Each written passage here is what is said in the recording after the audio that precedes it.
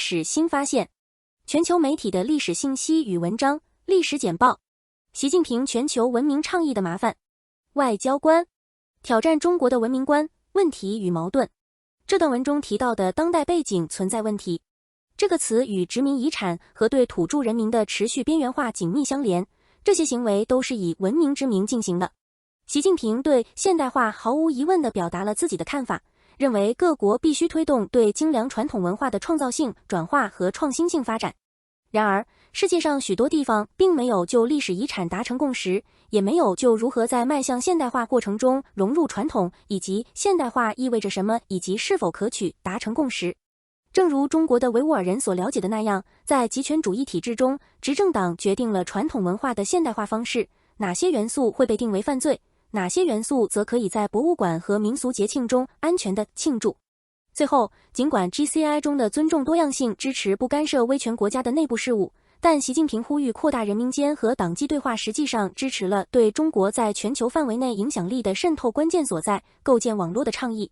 实际上，习近平呼吁通过培养与世界政党更加紧密的伙伴关系来实现新型国际关系。最终 ，GCI 作为战略话语工具的影响将取决于认为它符合自身利益的精英阶层的接受程度，以及他们是否关注 GCI 逻辑内部的矛盾，或者与中国自身行为的矛盾。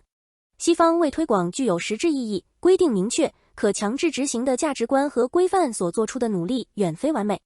中国的 GCI 提醒我们一个经过多次悲剧证明的教训：那些听起来过于美好以至于难以置信的替代方案通常是虚假的。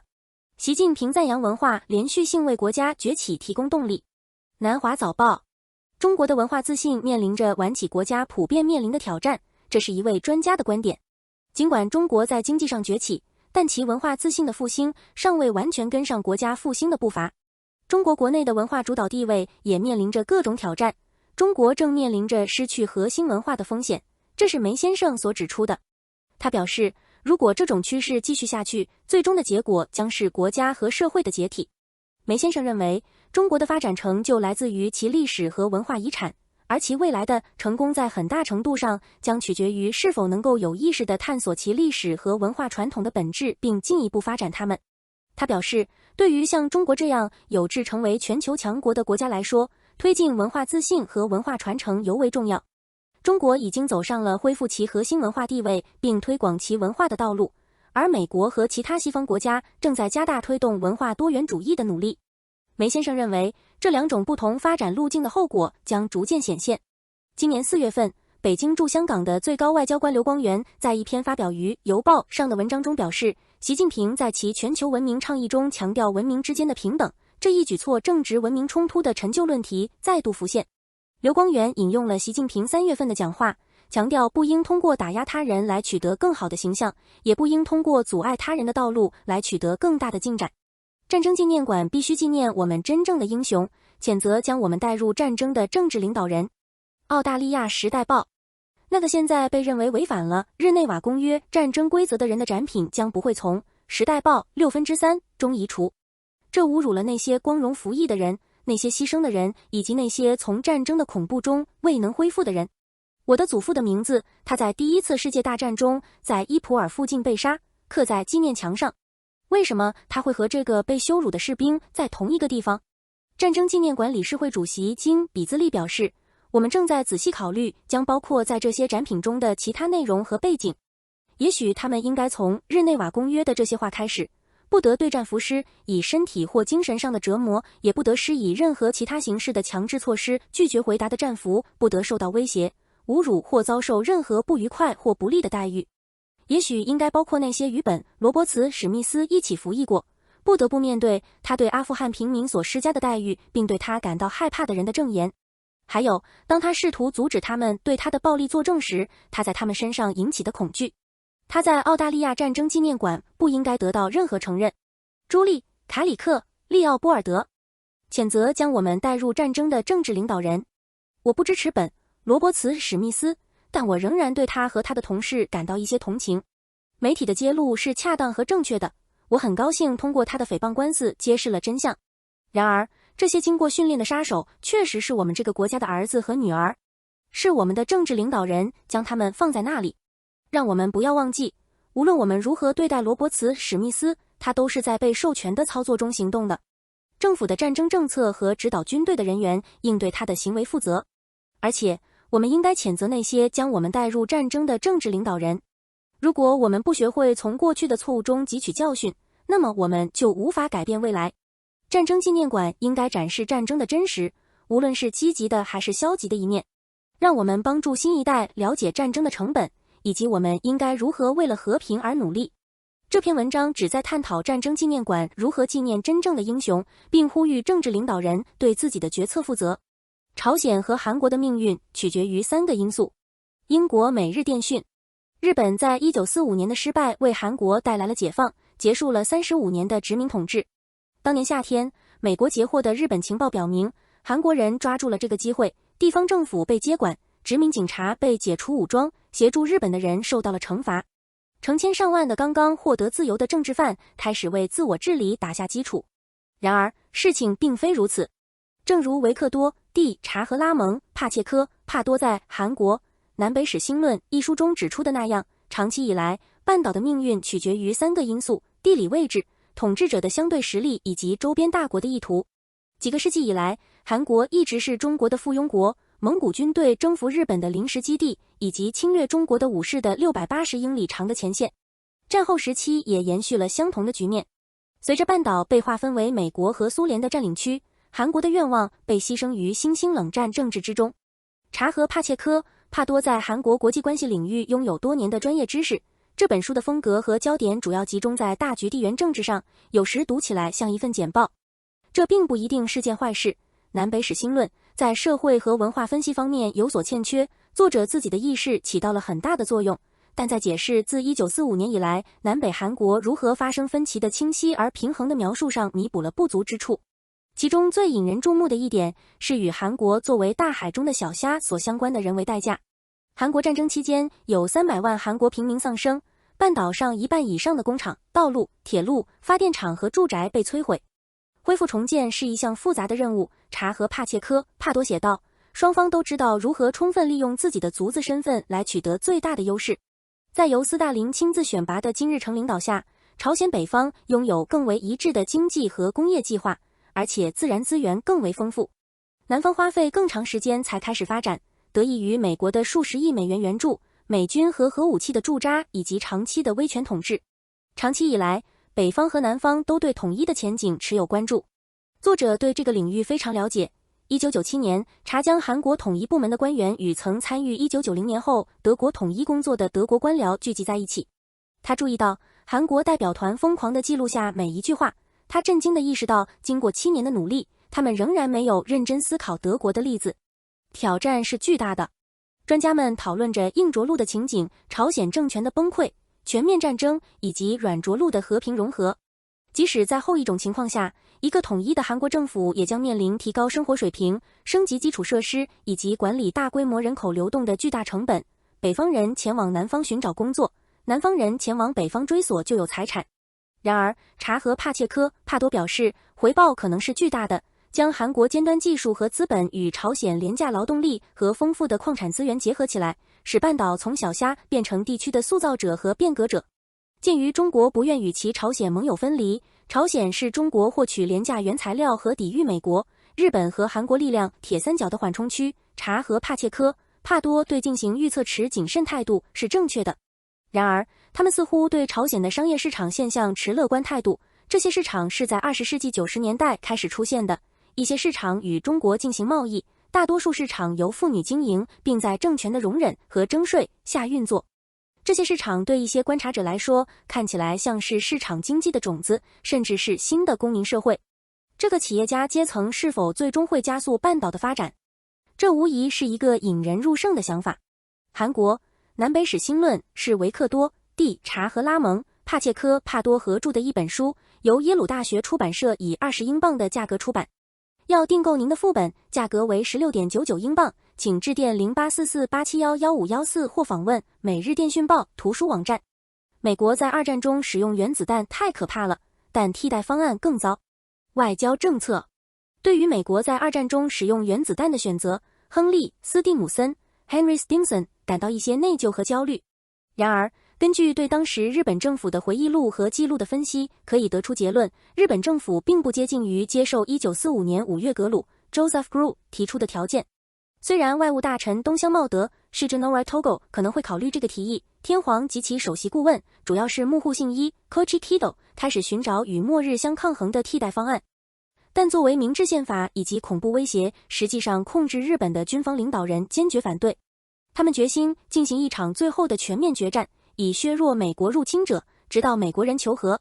军方不仅想保留天皇，还希望避免盟军的占领、裁军和战争罪审判。尽管他们对超越世俗的死亡愿望痴迷，但这些人并非完全错觉。没有一支军队曾试图登陆一片由数百万准备为之而死的人防守的海滩。如果美国被迫入侵，血腥冲突将对美国人民来说是难以忍受的，甚至在日本人最终屈服之前。然而，原子弹确实挽救了生命。然而，斯蒂姆森的文章在一个显著方面是错误的。实际上，小男孩和胖子原子弹可能并没有挽救美国和盟军士兵的生命，因为他们根本没有冒险受到威胁。根据公认的军事原则，为了实现成功登陆，两栖部队必须在岸上驻防者中享有3倍于对方的兵力优势。正如亚太战争史学家理查德·弗兰克 Richard Frank 所展示的那样，到1945年8月初，根据 Magic 和 Ultra 的拦截情报显示，美国道格拉斯·麦克阿瑟将军 Douglas MacArthur 的大规模入侵部队最初拥有的2倍于3倍的兵力优势已经缩小为1对1或更差。尽管盟军最高指挥官麦克阿瑟顽固的或者轻率的对表明日本有重兵增援的情报置之不理，但海军作战部长厄内斯特金 Ernest J. King 迅速撤销了他对入侵的初步批准。甚至陆军参谋长乔治马歇尔 George C. Marshall 尽管致力于地面部队，也焦急地寻找解决办法，包括战场上使用多枚核武器。与其入侵日本，美国部队更有可能使日本人民陷入饥饿。卡尔斯帕茨将军 Carl Spaatz 的新计划是用精确轰炸代替烧烤任务，旨在轰炸运送大量大米到东京周围关东平原的铁路网。在1945年8月，大多数日本人生活在极度匮乏的饮食中。到了圣诞节，被封锁和窒息的日本人将会以百万计的饿死。尽管军队已经储备了食物，他们会是最后一个挨饿的群体。在最有可能的情况下，日本将陷入混乱和内战，俄罗斯人在那里挑起事端。他们于8月下旬入侵了日本北部的萨哈林和千岛群岛，并表达了更大的野心，包括在日本本土设立占领区，直到杜鲁门迫使他们撤退。美国占领开始后，麦克阿瑟向严重营养不良的日本人提供了成千上万吨的食物。原子弹不仅挽救了许多日本人的生命，还挽救了日本以外更多亚洲人的生命。在日本帝国军队的残酷统治下，中国人、东南亚人和印尼人的死亡率可能达到每月25万人。如果战争继续下去，想象一下从满洲到婆罗洲广阔地区将陷入什么样的灾难。以可怕的代价，原子弹避免了一场更大的灾难。可以肯定的是，除了苏联入侵满洲之外，至少需要2颗原子弹才能让日本军方意识到更多原子弹的威胁，提供了一个面子上的借口投降，上天的恩赐。更加确定的是，如果原子弹的演示即使可能实际可行，也无法打动日本战争部长阿南惠太郎 Korekika Anamai 等人。尽管他从拦截到的电报情报中得到了一些暗示，斯蒂姆森无法知道日本的顽固程度。他可能想象出比东乡和一些持和平态度的官僚更多的潜在自由派。但历史证明，只有强大的冲击才能让日本人投降。根据以上观点，斯蒂姆森对于使用原子弹的选择感到内疚和焦虑是合理的。原子弹的使用确实挽救了无数生命，并阻止了更大的灾难发生。尽管这个决定带来了巨大的人道代价，但在当时的背景下，它似乎是避免更大灾难的最佳选择。挪威的黑暗历史。加拿大 CBC。挪威的真相与和解委员会在挪威议会的华丽会议厅内举行了5年的工作总结。该委员会主席达格芬·霍伊布拉滕在周4正式提交了委员会的最终报告，详细描述了一个历时1个多世纪的全面同化政策，被称为挪威化，对土著和芬兰裔少数民族进行最快速度的语言和文化同化的影响。霍伊布拉滕表示，说实话，挪威在对待少数族群方面没有令人骄傲的历史。他说道，挪威历史的这一黑暗面至今仍然投下阴影。现在是解决国家不公正行为的时候了。挪威的委员会直接受到加拿大进程的启发，委员会成员访问了温尼伯的国家真相和和解中心，以研究该委员会的运作方式。在最终报告发布之前，一些团体对委员会过于保密，并担心其建议缺乏实际约束力，表示担忧。然而，周四仪式上出席的社区领导人普遍对这份700页的最终报告表示谨慎乐观。我感到非常激动，挪威科温协会领导人凯·彼得·约翰森说。挪威桑米议会的执委会成员鲁纳尔·米尔内斯·巴尔托表示，我认为这是有希望的。现在重要的是，议会迅速邀请我们开会，讨论采取最佳途径迈出下一步。受加拿大真相与和解委员会启发，该委员会于2018年启动，是北欧国家进行的数个委员会之一，这些国家都是萨米人的家园。萨米人是欧洲唯一被承认的土著群体，分布于从挪威到俄罗斯的广阔北极地区。挪威是他们最大的社群，大约有6万5千人。初期，挪威的委员会因采用的不仅关注土著问题的任务而引起争议，而是研究挪威话对该国所有语言少数民族的影响。这包括桑米人以及库温、斯科格芬兰和森林芬兰等芬兰裔后裔的群体。这些群体在挪威北部和中部定居，并保留了独特的语言和文化传统。萨米理事会主席阿斯拉特·霍尔姆伯格表示，从一开始就是一个失败。他说，当然，他们也经历了挪威化，但同时他们也是定居者。报告承认，库温人是北部最早的殖民者之一，早在18世纪就在挪威北部确立了自己的地位，并得到挪威王室的明确支持。但报告得出结论，库温人、芬兰人和萨米人都受到了挪威化进程的伤害。同化历史报告发现，挪威北部领土上存在着长期剥夺和同化少数民族的历史。几百年来，无论是教会还是国家，都对传统萨米教进行诋毁、没收巫师骨、破坏祭祀场所，并在17世纪的审判中指控数十名萨米人从事巫术。到19世纪，这种虐待加剧了科学种族主义，通过侮辱性实验测量萨米人和库温人的头骨，并挖掘传统的埋葬地。随着挪威国家在几个世纪间的扩张，土著土地管理系统因移民和工业而受到破坏。在与芬兰和俄罗斯发生战争的时期，芬兰语族少数群体经常受到怀疑对待。这一情况在19世纪中叶采用正式的挪威化政策后加剧。在国家管理的寄宿学校中，禁止使用少数民族语言，导致这些语言急剧衰落。整个村庄被强制迁移，结果对文化造成了毁灭性的影响。挪威化政策在20世纪60年代的积极行动后被正式废止。但报告发现，挪威化进程并没有停止。尽管少数民族语言教育现在已经成为法律赋予的权利，但很难找到提供这种教育的学校。报告还发现，萨米社群越来越受到其地区不断增长的挪威人口的压力，这限制了他们自觉的权利，并对传统产业如驯鹿养殖产生压力。报告得出结论，如果要进行和解，就需要建立一个强大而统一的关于少数民族在挪威历史中的知识平台。他呼吁对语言教育进行全面和全国性的投资，采取措施打击仇恨言论，并定期审查挪威对少数群体过去的承诺。持续抗议。这份报告发布之际，萨米人与国家之间发生了数十年来最引人注目的冲突之一。周六，萨米活动人士将在议会外集会，抗议自最高法院裁定在传统的萨米放牧区非法批准和建设的风电场已违反了萨米人的人权，已经过去600天。尽管政府为该项目对萨米文化造成的实质性负面影响道歉，但尚未采取拆除该风电场的行动。该风电场产生了该国风电总量的1/5以上。然而，从一开始，委员会并没有获得进入国家补偿问题或像 FOSEN 那样的法律纠纷的权利。与加拿大的委员会不同，加拿大的委员会受最高法院命令，并且其建议背后有法律约束力。挪威的委员会只是一个议会调查，其建议仍然需要挪威政府正式接受。如果只是听取，那是不够的。现在，倡议转向挪威议会，将在未来几周内审查和分析报告及其建议。委员会本身将解散。尽管挪威是第一个提交结果的国家委员会，但瑞典和芬兰也正在进行类似的倡议。这2个国家还有另外35000名萨米人。这些进程也受到类似批评，认为他们主要是为了改善一个仍然在积极否认萨米权利的国家的声誉。去年，芬兰的主席因担心他们的委员会被剥夺了开展工作所需的资源而辞职。芬兰的萨米研究人员赫尔加·维斯特表示，真相委员会模式可能不足以解决根深蒂固的问题。他说，如果只是听取，那是不够的。这份报告被视为引发公众对挪威历史和少数族群待遇的深入讨论的开始，同时也希望能为实现真正的和解和平等迈出关键一步。蜜雪儿·古德 Michelle Good 在他的新书《讲真话》中邀请对话而不是对抗土著问题。加拿大 CBC。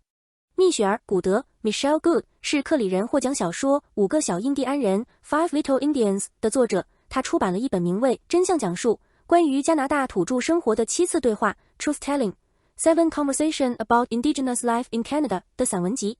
该系列探讨了影响加拿大土著人民的问题，并利用个人经验为读者提供了主题的背景。Good 强调土著和非土著加拿大人之间在追求和解和积极变革方面进行对话和相互尊重的重要性。对土著人民的不容忍和习得的种族主义是整本书的关键主题，以及加拿大政府未能兑现对土著人民的承诺的坚持传统。古德的外祖父母传承了强烈的价值观和信仰感，这些价值观和信仰塑造了他母亲的成长经历，直到他9岁时被送到寄宿学校。Good 强调了平台化土著文学和故事的重要性，因为他们经常追踪过去的激进主义并继续提供抵抗。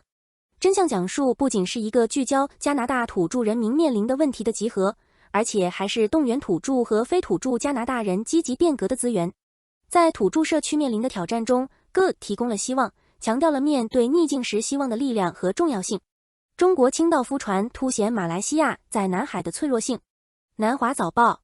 考古专家对英国在马来西亚附近沉没的2战战列舰遭到抢劫表示沮丧，他们说这是842人的战争坟墓。中国注册的川红68号被指控洗劫沉船，因为他们的历史钢材价格可以达到现代钢铁价格的3到5倍，并于5月被捕。中国政府声称，一家马来西亚公司租用了这艘起重机驳船，而据报道，在福州注册的中国公司否认了这些指控。卫星侦察声称，川红68号在5个多月的时间里未被发现，并从威尔士亲王号上卸下了至少6船废料。专家警告说，未来的盗墓者可能会受到在中国出售的沉船回收钢材的鼓励，没有任何官方干预。官员们说，这种做法正在危及对英国海军历史的理解。女巫、施法者、历史的秘密英雄。卫报。印度乐泉的新 BBC Radio 4和 BBC Sounds 系列女巫介绍了现代女巫。该节目是对现实生活中巫术的欢迎，因为女巫经常被耸人听闻，或只是在媒体上被误解。乐仙遇到的一些女巫在仪式中燃烧不需要的钞票，而另一个女巫则解释了她们如何在茶中使用茄属植物。虽然该系列主要是轻娱乐，但乐泉也深入研究了历史以及女巫在各个时代受到迫害的方式。作曲家，其蜿蜒诱人的音乐因其闪闪发光的美丽而广受赞誉。英国每日电讯。芬兰作曲家凯亚·萨里亚霍 Kaja Saariaho 因脑癌去世，享年70岁。他被认为是最伟大的在世作曲家之一，以其复杂、冥想，有时甚至是神秘的音乐而闻名，通常受到自然世界声音的启发。Saariaho 在2019年 BBC 音乐杂志的一项调查中被评为世界上最伟大的在世作曲家。2000年，他作为歌剧作曲家取得了突破，制作了由彼得·塞拉斯执导、道恩·厄普肖主演的《来自远方的爱》。他随后的作品包括关于法国哲学家西蒙娜·维尔生平的歌剧清唱剧《西蒙娜受难记》，以及与编舞家维恩·麦格雷戈合作的皇家芭蕾舞团的《利门》。Saariaho 最近的歌剧《纯真》以校园枪击事件为背景，于2021年在普罗旺斯地区艾克斯首演，被尼古拉斯·凯尼恩 Nicholas Canyon 在《每日电讯报》上写道，被描述为我们动荡时代的真正伟大的歌剧。拯救阿姆斯特丹老酒吧的战斗。卫报。Café de Joie 是阿姆斯特丹最古老的 Brewing Croatian 棕色酒吧之一，是寻求保护这些舒适饮酒场所的运动的一部分。业主贾斯珀·哥特利布 Jasper Gottlieb 说明将这家16世纪的建筑从重建中拯救出来，使其成为一个时尚的葡萄酒吧，清洁和修复它，同时让墙壁像以前一样沾染烟草。Gottlieb 旨在留住老少来的老游客，他们来享用啤酒和荷兰珍妮弗，以及燕麦奶和天然葡萄酒等新添加的葡萄酒。阿姆斯特丹工党党魁联海因惠斯 Leanne Heinweis 提议将 Brewing Croatian 列为上市公司，以保护其内饰和传统免受大型连锁店的影响。有些人担心这会将它们变成豪华果汁或酒吧。根据荷兰 Koninklijke Horeca Hospitality Association 的数据，全国布鲁因克罗格的数量下降了近1/3，从2007年的12065人下降到2020年底的8260人。唐·贝特曼，航空安全开拓者，享年91岁。纽约时报。唐·贝特曼 Don Bateman 是一位工程师，负责发明驾驶舱装置，通过警告、地形和拉起等视觉和音讯资讯警告飞行员，确保飞行员不会撞到山脉、建筑物或水中，已经去世。这项技术于1960年代后期首次推出，并由贝特曼先生磨练，直到他最近从霍尼韦尔国际公司退休，被认为有助于将能见度差和恶劣天气（以前是航空公司死亡的主要原因）的事故数量减少到2011年至2020年的6起。而2000年代为17起，1990年代为27起。贝特曼本人是一名多才多艺的飞行员，在萨斯卡通上学期间目睹了一次空中碰撞后，从9岁起就对航空安全充满热情。他后来于1958年被波音公司聘用，并继续开发许多飞机安全系统，导致他于2005年入选国家发明家名人堂，并于2011年被奥巴马总统授予国家技术与创新奖章。绞刑架杆是一部自觉与众不同的年代剧。英国独立报。绞刑柱中的剧情发展受到一些明显多于的哥特式插曲的拖累。幻想场景中，大卫被一群身着鹿头骨、鹿角和飘逸德鲁伊长袍的家伙带过荒野，犹如加冕典礼和一部尤为夸张的恐怖鬼屋电影的混合。其中一些场景实际上是荒谬的，特别是那位首领路人，他的声音在约克郡西汉音中更显突兀，因为他的声音听起来像《电锯惊魂》系列中那位充满美国式残忍复仇者风格的人物。他可能曾去殖民地。其他一些梦幻片段配上瑞典迷幻乐团 GOAT 的摇滚音乐也显得有些荒谬，但至少可以提供视觉上的分心，尽管与故事无关。如果所有这些还不足以妨碍剧情发展，制片人还莫名其妙地包括了太多完整的民谣歌曲，即使按照那个不幸的流派的标准来看，这些歌曲也显得沉闷而过于黏腻。那些东西在18世纪的夜晚可能非常好玩，但是在2020年代的黄金时段观看节目时，这显然不是我们所需要的。我温和的建议，试图将那个时代的困苦与今天的困苦联系起来，也是显而易见的。绞刑柱是一部创新的、非常自觉的属于不同类型的17剧。在一些角色中使用新鲜的本地人才是个不错的点子，也带来了一些有潜力的新人，比如斯蒂维·宾斯，一个金融公司的团队负责人，和夏洛特·奥克尔顿，一名发型师。当你能听清对话时，现代风格的对话方式是对通常粗俗的乡下人或婉腻的简·奥斯汀风格的一种令人耳目一新的改变。片头设计得非常出色，纪录片式的拍摄手法有效地增加了一些急需的真实感。但是绞刑柱往往令人困惑，很少会让你问自己接下来会发生什么，这实际上是最大的失败。考古学家发现埃及有史以来最大的木乃伊化遗址。悉尼先驱晨报。埃及考古学家发现了迄今为止规模最大、最全面的人类和动物木乃伊制作工作室，位于开罗最古老的石金字塔 Djoser 阶梯金字塔附近。西元前4世纪的作坊分为几个不同的区域，包括一个举行泥砖人体木乃伊化设施和一个动物木乃伊化作坊。还发现了2座高级官员和牧师的坟墓，其中包括文物、铭文和雕像。人类受试者的木乃伊制作过程很复杂，需要长达70天，但标志著古埃及人与其他文明区分开来。给过去的信，传递充满活力和批判性的历史。澳大利亚时代报。这段描述了海伦突如其来的恶作剧冲动如何演变成了一种严重且持久的心灵创伤，令人毛骨悚然。作者以冷静而深刻的笔触写下了这一切，我们可以看到悔恨的同时，还有一种令人不安的活力和喜悦在其中。小格伦尼斯被海伦重伤和牺牲，为了维持马多克夫人对他的好印象，这让艾略特开始担心他之后的遭遇。海伦的羞耻感从未完全消失，他说他鄙视格伦尼斯没有对此事进行面对面的对峙，但他也意识到那样做会给他道歉和获得宽恕的机会，然而这从未发生过。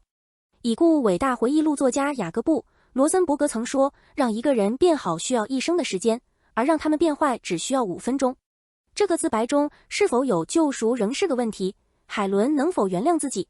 他善良的邻居格雷内斯夫人是一个更轻松的回忆。在他的房子里，海伦发现了伊妮德·布莱顿的作品，尽管后来承认这位作家的不足之处，但他沉迷其中，正如我在那个年纪一样。格雷内斯夫人借给他小妇人，但海伦并不喜欢，他还不够准备好，需要马洛里塔尔斯的女孩们，因为没有什么能与阅读有关的那种狂喜相媲美。这本11封信的文笔非常出色，让人欲罢不能，其生动性和活力是一场盛宴，让人想一遍又一遍地品味。更重要的是，它是过去70年的生动而批判性的历史。这是一个充满睿智的作品，无情而深思熟虑的反思层层叠叠的背景，为什么和如何。如果它能获得奖项，我一点也不会感到惊讶。谢谢收看历史简报。